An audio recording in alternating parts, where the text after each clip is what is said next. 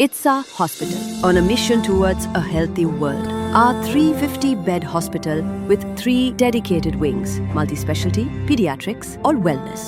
यहाँ मिलता है world class treatment, health care, hospitality और हार्मनी का परफेक्ट ब्लेंड और सेंट्रल इंडिया का सबसे बड़ा पीडियाट्रिक हॉस्पिटल. गेट और हैंड ट्रेनिंग के लिए cutting edge robotic physiotherapy and rehab. We are here to change the way you feel about hospitals. ITSA Hospital, near Ambuja Mall, Raipur.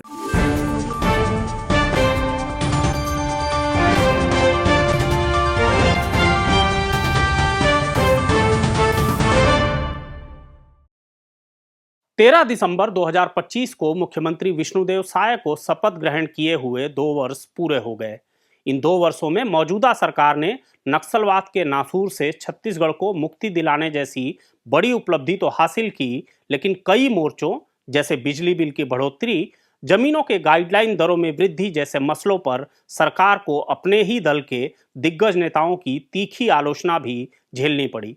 मुख्यमंत्री विष्णुदेव साय की छवि एक ईमानदार और सीधे साधे जनप्रतिनिधि की बनी रही, लेकिन उन पर नौकरशाही पर अपनी पकड़ मजबूत नहीं रखने के आरोप भी लगते रहे हैं. भारत में हिंदी भाषा के वरिष्ठतम पत्रकारों में से एक दिवाकर मुक्तिबोध ने विष्णुदेव साय सरकार के 2 वर्ष पूरे होने पर मुख्यमंत्री विष्णुदेव साय और उनकी सरकार के अभी तक के कामकाज पर एक समीक्षा खास तौर पर सेंट्रल गोंडवाना खबर के लिए लिखी है. दिवाकर जी खुद क्योंकि छत्तीसगढ़ की राजधानी रायपुर के निवासी हैं, इसलिए यहाँ की तमाम गतिविधियों पर उनकी बारीक नजर रहती है. दिवाकर मुक्तिबोध की इसी समीक्षा को हम शब्दशः एक वीडियो रिपोर्ट के रूप में प्रस्तुत कर रहे हैं. आप इस रिपोर्ट को cgkhabar.com पर जाकर पढ़ भी सकते हैं.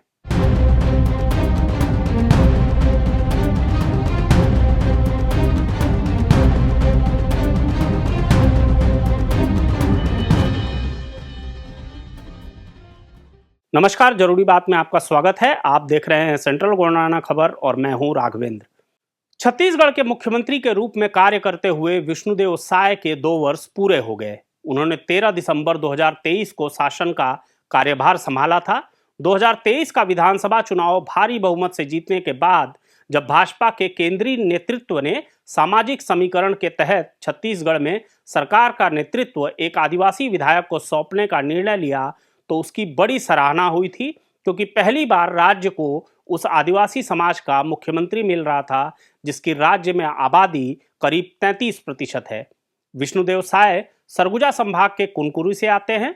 प्रदेश के प्रमुख वरिष्ठ आदिवासी नेता हैं तथा उनकी करीब 4 दशक की राजनीति में भाजपा नेतृत्व ने उन्हें काफी कुछ दिया है. वे विधायक, सांसद, केंद्रीय मंत्री व प्रदेश पार्टी के अध्यक्ष रहे. अब पहली बार वे मुख्यमंत्री बने हैं.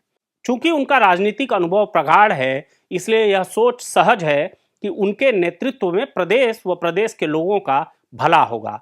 भलाई से तात्पर्य है सरकार की जनता के प्रति जवाबदेही, उसके कामकाज में पारदर्शिता, वरिष्ठ से वरिष्ठ अधिकारियों, मंत्रियों तथा जनप्रतिनिधियों तक जरूरतमंद लोगों की सीधी सरल पहुंच, भौतिक संसाधनों मसलन छोटे शहरों तथा छोटे से छोटे गांव खेड़ों तक सड़क आवागमन की सुविधा, बिजली, पानी, शिक्षा, स्वास्थ्य, रोजगार की उपलब्धता तथा सभी तरह के प्रदूषणों से प्रदेश की मुक्ति. ये किसी भी जन कल्याणकारी सरकार की निरंतर चलने वाली प्रक्रिया होनी चाहिए तथा तमाम योजनाओं की समय समय पर ईमानदार मॉनिटरिंग भी. इसी के आधार पर साल दर साल सरकार की चाल ढाल का आकलन होता रहता है, जनता करती है. चूंकि साय सरकार के 2 वर्ष जनता ने देख लिए हैं, इसलिए राय बननी शुरू हो गई है. फिलहाल दूर दराज व आजू बाजू से जो बातें छन कर आ रही हैं, वे साय सरकार के लिए सकारात्मक नहीं हैं. पर दिल्ली अभी दूर है, लिहाजा धूमिल होती जा रही छवि को सुधारने के लिए 3 वर्ष अभी शेष है. विष्णुदेव साय सरल स्वभाव के हैं, लेकिन अपने ही किले में बंद हैं.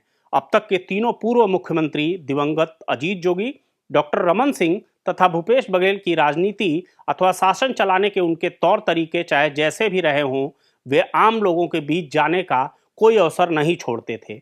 मीडिया के लिए भी वे सहज उपलब्ध थे, किंतु साय ऐसे नहीं हैं. मीडिया हो चाहे आम नागरिक, सीएम हाउस में उनसे मिलने के लिए पापड़ बेलने पड़ते हैं.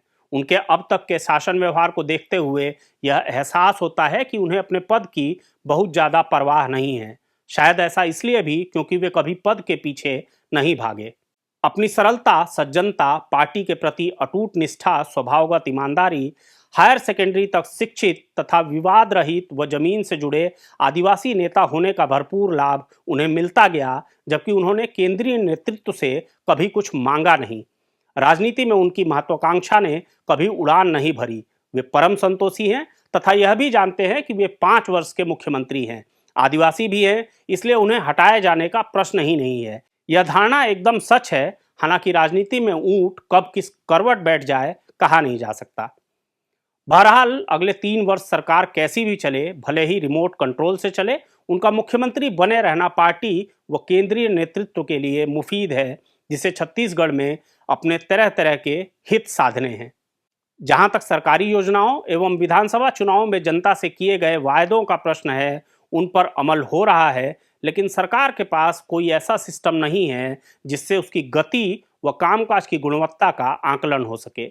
सरकार को इसकी परवाह भी नहीं है। यूं सभी विभागों में अराजकता है, किंतु सबसे खराब स्थिति स्वास्थ्य की है।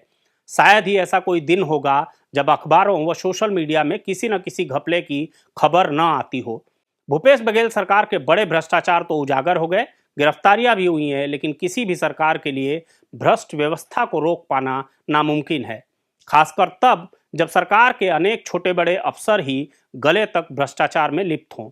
अतः यह उम्मीद रखना बेमानी है कि विष्णुदेव साय की सरकार इस मामले में कुछ सार्थक कर पा रही है। इस मामले में स्थितियां जस की तस है।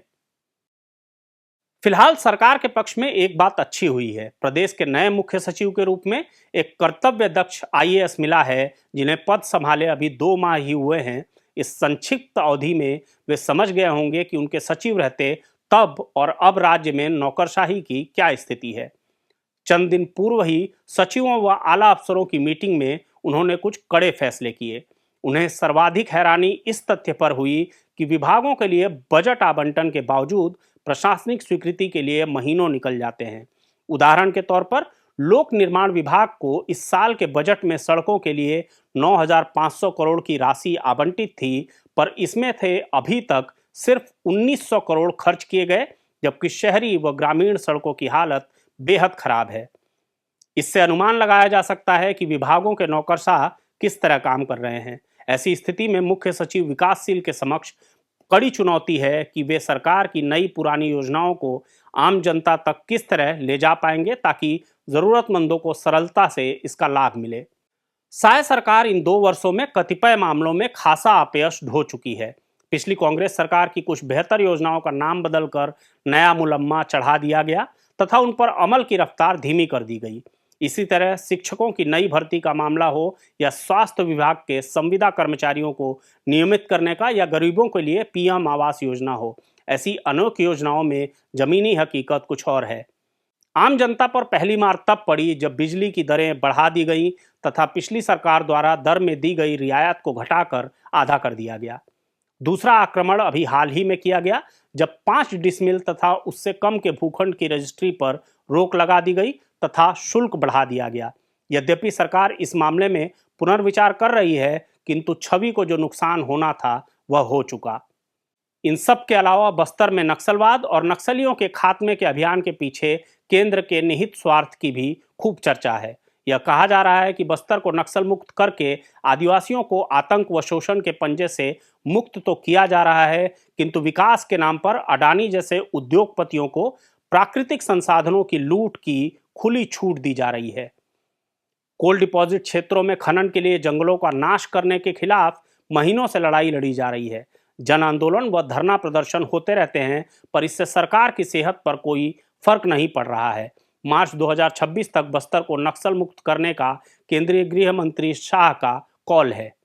अभियान की सफलता तो खैर निश्चित है, पर इसके बाद यह देखना होगा कि अगले 3 वर्ष में मोदी शाह साय सरकार बस्तर का चेहरा किस तरह बदलती है। विकास का जो रोड मैप तैयार किया जा रहा है, क्या वह आदिवासियों को मंजूर होगा? अपनी संस्कृति व परंपराओं को जीने के मुद्दे पर आदिवासियों व धर्मांतरित आदिवासियों के बीच जो द्वंद्व चलता रहता है, वह भविष्य के खतरे का संकेत है। राजनीतिक व सामाजिक दोनों दृष्टियों से यह साय सरकार की जिम्मेदारी है कि समुदायों के बीच पारस्परिक सद्भाव व सामंजस्यता कायम रखें। गृह मंत्री अमित शाह का बस्तर प्रेम जग जाहिर हो चुका है। वे 13 दिसंबर को बस्तर ओलंपिक के समापन समारोह के मुख्य अतिथि हैं। अगली दफा वे बस्तर के किसी गली कूचे के कार्यक्रम में भी उपस्थित रहते हैं तो आश्चर्य नहीं होना चाहिए। इस तरह की खबरों को देखने के लिए आप हमारे चैनल को लाइक, शेयर और सब्सक्राइब जरूर कर लें। हमेशा की तरह हमें अपने खबरों पर आपके कमेंट्स का भी इंतजार रहता है। नमस्कार।